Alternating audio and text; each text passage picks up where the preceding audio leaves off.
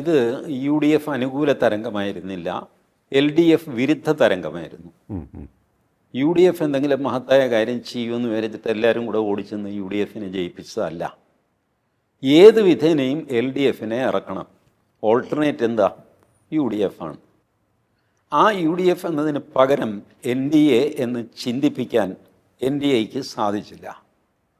അതാണ് N D എയുടെ പരാജയത്തിന് കാരണം. അല്ലെങ്കിൽ ഭരണവിരുദ്ധ വികാരത്തിൻ്റെ ഗുണം എന്തുകൊണ്ട് എൻ ഡി എക്ക് കിട്ടിയില്ല? രാജീവ് ചന്ദ്രശേഖർ പറഞ്ഞത് ശരിയാണ്, ഞാനത് കേട്ടില്ല. പക്ഷേ ലിയോ പറഞ്ഞതനുസരിച്ചാണെങ്കിൽ 12 സീറ്റ് പ്രതീക്ഷിച്ചിരുന്നു, അതിൽ 3 കിട്ടിയുള്ളൂ. ഓരോ തെരഞ്ഞെടുപ്പ് കഴിയുമ്പോഴും ബി ജെ പി 2ാം സ്ഥാനത്തെത്തിയ മണ്ഡലങ്ങൾ ഇത്രയുണ്ട്, ബി ജെ പിക്ക് 20,000-ൽ കൂടുതൽ വോട്ട് കിട്ടിയ മണ്ഡലങ്ങൾ ഇത്രയുണ്ട് എന്നൊക്കെ പറഞ്ഞുകൊണ്ടിരിക്കും. ഇപ്പോൾ അഡീഷണലായിട്ടൊരു പോയിൻ്റ് കൂടെ വേണമെങ്കിൽ പറയാം. ബംഗാളിൽ ഇങ്ങനെയാണ് സംഭവിച്ചത്.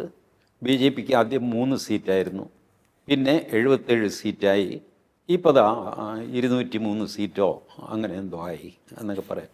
ഇതുപോലത്തെ താരതമ്യങ്ങളെ എവിടെന്നെങ്കിലുമൊക്കെ തപ്പിപ്പിറുക്കി എടുത്തിട്ട് അതൊരു വീണിടം വിദ്യയാക്കുന്നത് ശരിയല്ല.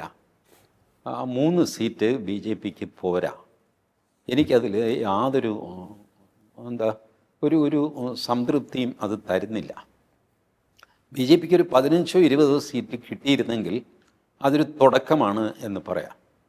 ഇതിപ്പോൾ മറ്റേ മുരളീധരൻ ജയിച്ചു 265 വോട്ടിന് കഷ്ടിച്ച് escaping by the skin of the teeth എന്ന് ഇംഗ്ലീഷിൽ പറയുന്ന പോലെ അങ്ങനെ കടന്നുകൂടി എന്നൊക്കെ പറഞ്ഞാൽ അതൊന്നും ഒരു സ്ഥായിയായ രാഷ്ട്രീയ മാറ്റമൊന്നുമല്ല.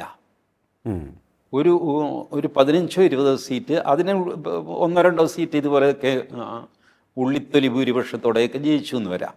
എന്നാൽ പോലും 15 or 20 would have been a general victory. അതൊരു തുടക്കമാണെന്ന് പറയാം. ഈ 3 യാദൃച്ഛികതയുടെ ലിസ്റ്റിൽ ഞാൻ പെടുത്തുന്നുള്ളൂ. അത് അങ്ങനെ അങ്ങ് സംഭവിച്ചു പോയി, അതേ ഉള്ളൂ. ഒരു ആൻറ്റി ഇൻകംബൻസി ഫാക്ടർ ഉണ്ടായിരുന്നു. അപ്പോൾ ബി ജെ പിയിൽ തരക്കേടില്ലാത്ത സ്ഥാനാർത്ഥിയാണ്, ഇവർക്ക് വോട്ട് ചെയ്ത് കളയാം എന്ന് തീരുമാനിച്ചു. ചെറിയ നേരിയ ഭൂരിപക്ഷത്തിലൊക്കെ ജയിക്കുക എന്ന് പറഞ്ഞാൽ അതൊരു സാങ്കേതികമായിട്ടത് വിജയമാണ്, പക്ഷേ വാസ്തവത്തിൽ അതൊരു വിജയമല്ല. ഒരു ജനങ്ങളുടെ ഒരു കോൺഷ്യസ് ആയിട്ടെടുത്ത ഒരു തീരുമാനമല്ല. അതങ്ങനെ അങ്ങ് സംഭവിച്ചു പോയി എന്നേ ഉള്ളൂ. അതുകൊണ്ടാണ് ഞാൻ പറഞ്ഞത് ഇതൊരു വിജയക്കുതിപ്പാണ്, അതിൻ്റെ തുടക്കമാണ് എന്ന് വിലയിരുത്താൻ ആയിട്ടില്ല. ഞാൻ ഇതിനു മുമ്പും ഇതേ ഇക്വേഷൻസ് ഞാൻ കേട്ടിട്ടുണ്ട്. നമ്മുടെ ലോക്കൽ ബോഡി ഇലക്ഷൻ കഴിഞ്ഞപ്പോഴും ഇത് തന്നെ പറഞ്ഞു. ഇപ്പോൾ തിരുവനന്തപുരം കോർപ്പറേഷൻ കിട്ടി, ഇനിയിപ്പോൾ അങ്ങോട്ട് വെച്ചടി കയറ്റം. ലോക്സഭാ തെരഞ്ഞെടുപ്പോഴും ഇത് തന്നെ കേട്ടു. ലോക്സഭാ തെരഞ്ഞെടുപ്പ് നോക്കിക്കഴിഞ്ഞാൽ ഇത്ര മണ്ഡലങ്ങളിൽ ബി ജെ പി മുന്നിട്ട് നിൽക്കുന്നു, ഒക്കെ ശരി. പക്ഷേ നിയമസഭയിലേക്ക് വന്നു കഴിഞ്ഞപ്പോൾ ഈ മണ്ഡലങ്ങളെല്ലാം അപ്രത്യക്ഷമായി. എങ്ങനെ അപ്രത്യക്ഷമായി? അപ്പോൾ അത് വേറൊരു സിറ്റുവേഷനിൽ അങ്ങനെ സംഭവിച്ചതാണ്.